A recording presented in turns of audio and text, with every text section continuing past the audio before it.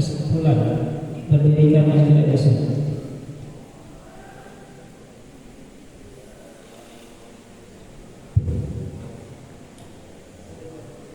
Bismillahirrahmanirrahim.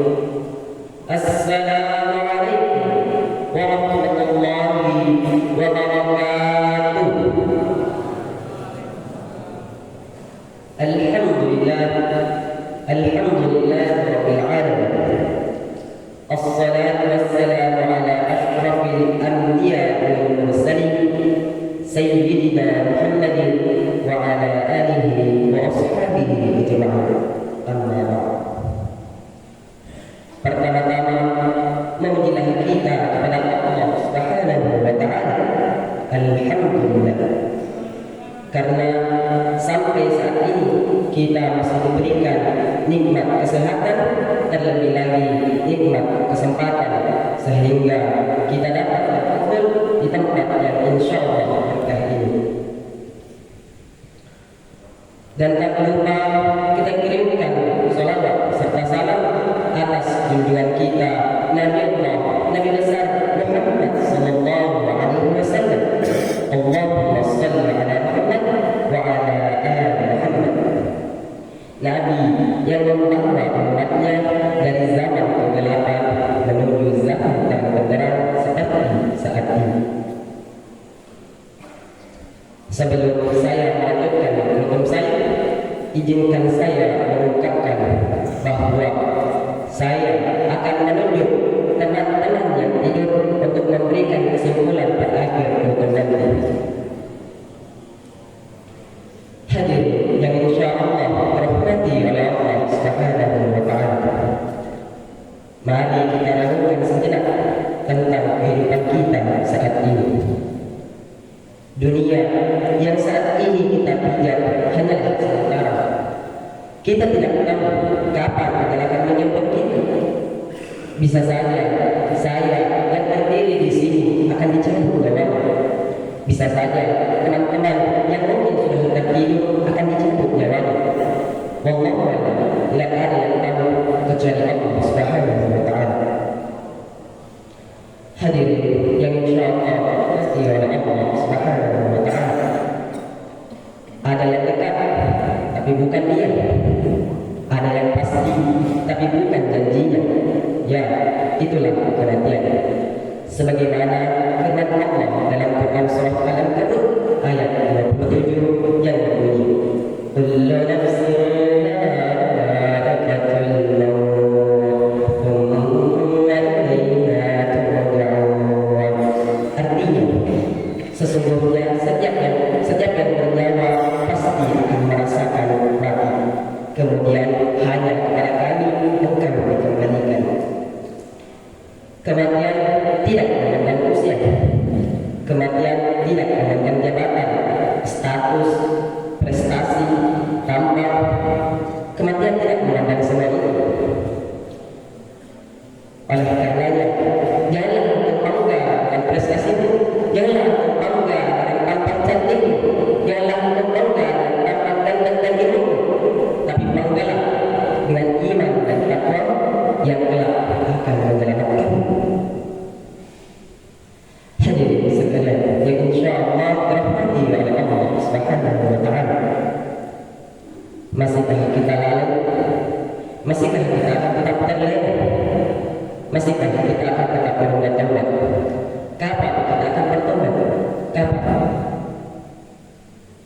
Ingatlah wahai hadirin sekalian, ingatlah wahai saudara dan saudariku sekalian, kematian itu pasti dan tidak dapat dihindari.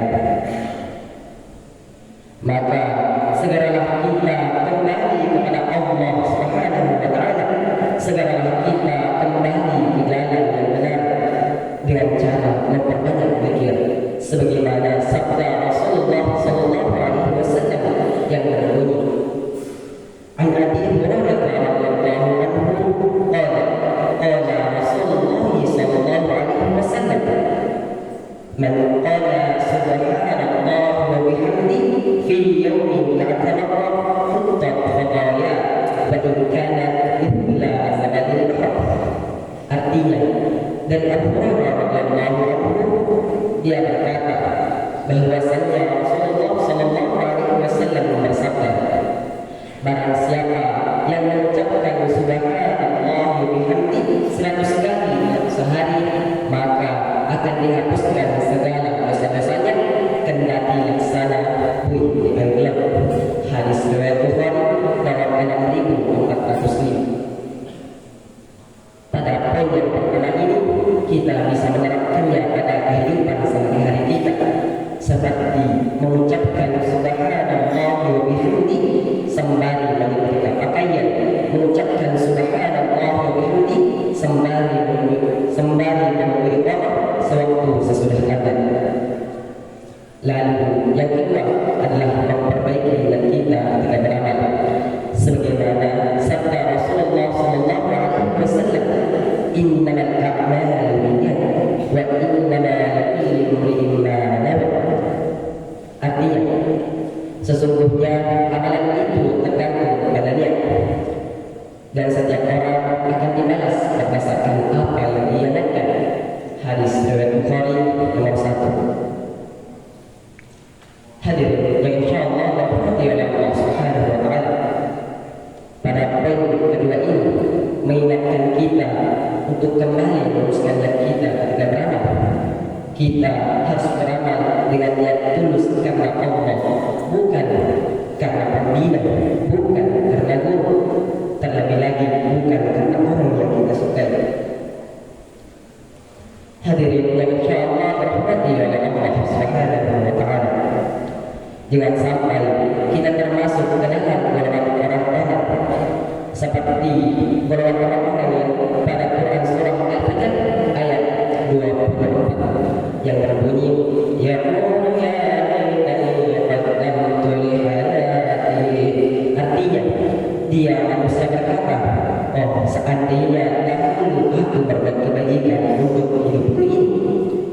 Hadirin, pada ayat tersebut ditampilkan, diungkapkan perasaan orang-orang yang memiliki rasa penyesalan begitu besar, rasa penyesalan yang begitu dalam akibat tidak berbuat kebajikan pada masa hidupnya dahulu.